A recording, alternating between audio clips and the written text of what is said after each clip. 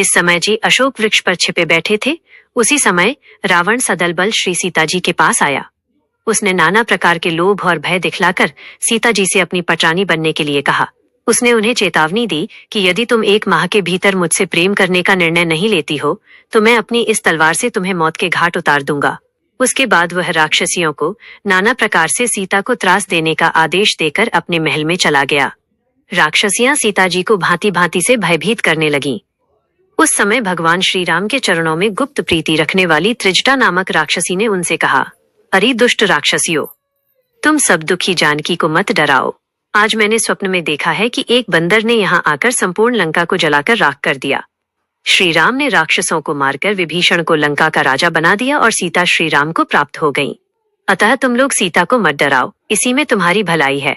त्रिजटा के ऐसा कहने पर सभी राक्षसियां भयभीत होकर चली गईं।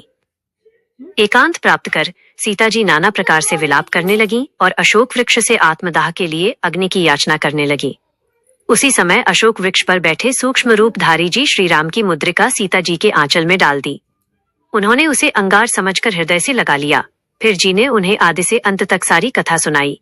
हनुमान जी की प्रीतियुक्त बातों से सीता जी को उनके श्री राम दूत होने का विश्वास हो गया। तदनंतर जी ने सीता जी से फल खाने की आज्ञा मांगी। उनके संदेह करने पर उन्होंने सीता जी को अपना पर्वताकार रूप दिखलाया। फिर सीता जी ने उनको बल बुद्धि में निपुण जानकर उन्हें फल खाने की आज्ञा दे दी। उन्होंने फल खाने के साथ अशोक वाटिका का भी विध्वंस कर दिया और रावण के पुत्र अक्षय कुमार के साथ रक्षकों का संहार कर डाला। फिर अपनी इच्छा से मेघनाद के ब्रह्मपाश में बंधकर तथा रावण के समक्ष अपने बल बुद्धि का प्रदर्शन करके जी ने संपूर्ण लंका को जलाकर राख कर दिया। तदनंतर कपिश्रेष्ठ जी माता सीता के सामने हाथ जोड़कर खड़े हो गए और बोले, माता, प्रभु श्री राम की तरह आप भी मुझे कोई अपना चिन्ह दे, जिससे को मैं आपसे मिलने का विश्वास दिला सकूं। फिर सीता जी ने कुछ सोच विचार करके अपने केशपाश में स्थित चूड़ामणि को निकालकर जी के हाथ पर रख दिया और कहा, हे तात, तुम प्रभु श्री राम से मेरा प्रणाम कहना और यह चूड़ामणि उन्हें दे देना। उनको विश्वास दिलाने के लिए तुम उन्हें इंद्रपुत्र जयंत की कथा सुनाना और कहना कि जब जयंत के छोटे से अपराध पर भी आप उसे तत्काल मृत्युदंड देने के लिए तैयार हो गए थे, फिर रावण ने तो आपकी पत्नी सीता को 14 माह से बंदी बना रखा है। इतने बड़े अपराध के बाद भी आप मौन क्यों हैं?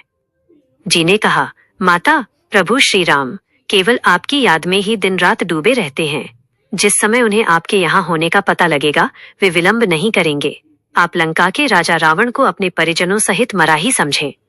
अब हमें आप श्री रघुनाथ जी के पास जाने की आज्ञा दें। ऐसा कहकर जी सीता जी से विदा लेकर श्री राम के पास जाने के लिए चल दिए। क्या आप हनुमान जी द्वारा लंका दहन के बारे में और जानकारी जानना चाहेंगे?